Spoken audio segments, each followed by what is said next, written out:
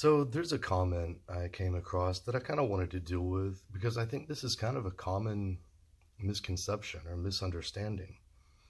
The comment says everything we are, our persona, is 50% influenced by genetics and 50% influenced by the culture or place we were born into. I think that in the greater scheme of things, no one should be sent to heaven or hell or be responsible for our actions since free will doesn't exist and our universe is deterministic. So, first, I definitely don't agree with determinism. I've made videos in the past arguing very strongly against determinism and for free will. Just to give something very simple to think about, if there's no such thing as free will, then why are you even arguing with me about it? To even argue with me and try to convince me that determinism is true presumes that I am free to change my mind, right? If my belief in free will is the product of genetics or environment or, whatever deterministic forces you want to ascribe them to, then it's absolutely silly to, try to argue. And also, if your belief in determinism is purely the product of your culture or environment, or you're genetically predisposed to believe in determinism, then how can you be certain that your views are right? Your views are not the product of, rational thought and freely arriving at a conclusion based on where the evidence and logic leads you. That's just a deterministic belief that you have. You're not free to believe otherwise. You're not even really free to question it, I suppose. So how can you have any confidence in your own belief in determinism?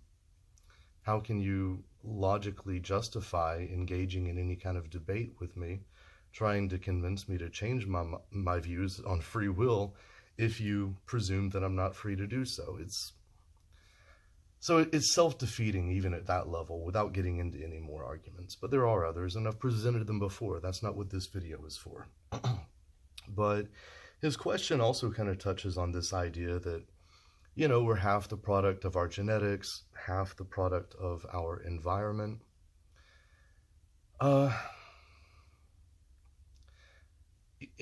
In a sense, I think you solve that. The way the conundrum is normally phrased is kind of the nature versus nurture. Well, it's two sides of the same coin, because if you believe in evolution, just the standard model, then our genetics are the product of our environment too. So it's all environment. You see what I'm saying? So, what we would call our genetic predispositions or whatever are really just the residual environmental influence, or the residual influence of our ancestors' environments, which have been, you get what I'm saying. But when we consider this from kind of an esoteric or spiritual perspective, I think we can see this in a radically different way. Because, of course, there does seem to be a strong connection between behavior and genetics. People do seem to have like genetic predispositions towards certain behaviors and stuff. Maybe some people are genetically predisposed to be alcoholics or, whatever else. Maybe like there's a genetic component to homosexuality or, whatever else. I don't deny any of that. And of course, environment and social learning and all this obviously plays a role in influencing our behavior and thoughts and so on too. But assuming we do have a soul, and let's just assume something like reincarnation, something like karma. So there's an immortal soul, and it is born into a body that is an appropriate vessel for this soul to incarnate into. Now, I've published videos before talking about what I believe is a correlation or a relationship between biological and spiritual evolution. So, for example, as souls evolve from sort of the mineral level to the vegetable level to the animal level to the human level or to the angelic or divine level or whatever, these different stages in conscious evolution go hand in hand with and are paralleled by progression through stages of biological evolution. As consciousness increases, it requires a vessel that can house this greater consciousness. And I believe that a soul will incarnate into a body that is appropriate to it. I mean, taking something like, let's say there's a genetic predisposition toward alcoholism. Why would a soul be born into a body that has a genetic predisposition toward alcoholism? I would say that that has to do with the soul itself. The soul itself, maybe in past lives, hasn't developed temperance or something like that. Or maybe this individual in past lives has given in to alcoholism and addiction, and so it is born into a body that mirrors that. You see? I mean, the whole metaphysical art of like physiognomy or whatever, including things like palm reading or whatever, but any of these ancient like Vedic systems or whatever that believe that, you know, a person's physical characteristics can tell you something about the condition of their soul, right, or their character,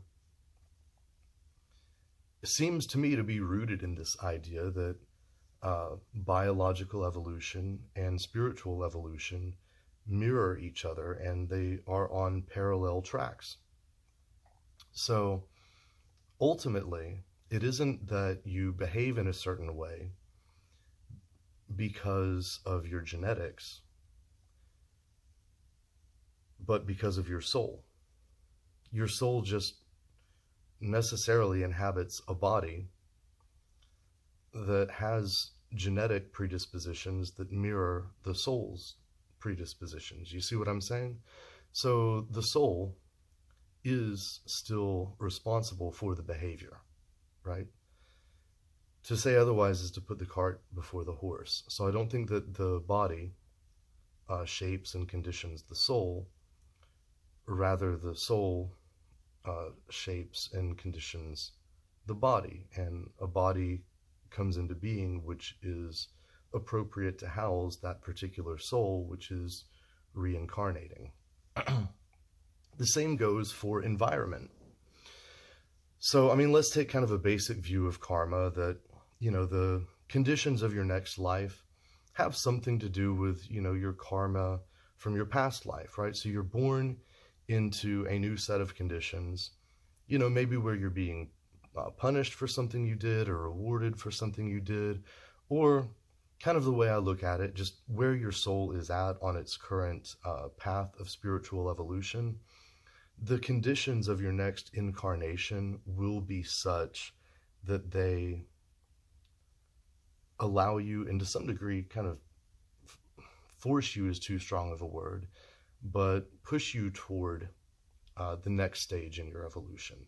So I don't have so much of a punishment reward view of karma. I think it has more to do with the evolution of your soul.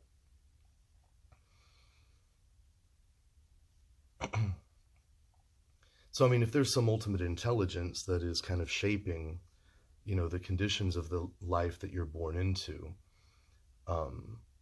I think that that being's motivation is to help you become yourself, you see?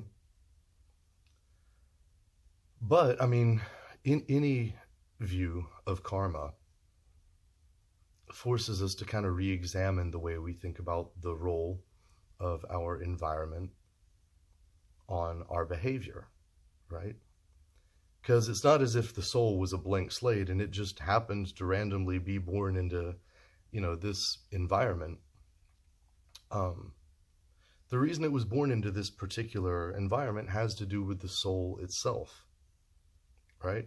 So it's not that the environment is affecting and conditioning and determining the behavior, right? The behavior is still located in the soul, and that is why the soul incarnates into this particular environment. Am I getting that across? Does that make sense? So I think this determinist is kind of putting the cart before the horse. And probably this individual doesn't believe in the immortality of the soul or reincarnation or anything like karma. And that's why that's why there's this need to try to come up with some model that doesn't require those things. And so, it reduces us to automatons. There is no soul, there is no true self, there is no true will. There's just a collection of genes that are just doing whatever, they're genetically programmed to do, and being shaped by, blind environmental forces. That's not what I believe. I think that both the body you inhabit and the environment you're born into are a product of universal intelligence and will, and ultimately are related to the current stage of evolution that your soul is at, and the next stage of evolution that your soul is striving toward or being guided toward by a higher spiritual intelligence. And obviously this view is perfectly compatible with free will. And not just a kind of compatibilism, but a kind of libertarian free will, which is my position. So I think I've gotten the idea across. If you think about what I've said a little bit more, I think, if you reflect on it, it'll kind of sink in. And I think the more you think about it, especially in conjunction with other arguments I've presented before about the relationship between spiritual and biological evolution and the arguments for free will and against determinism, I think this view will be much more rationally and intellectually satisfying for you. So I'll leave it there. Thanks for listening. Peace.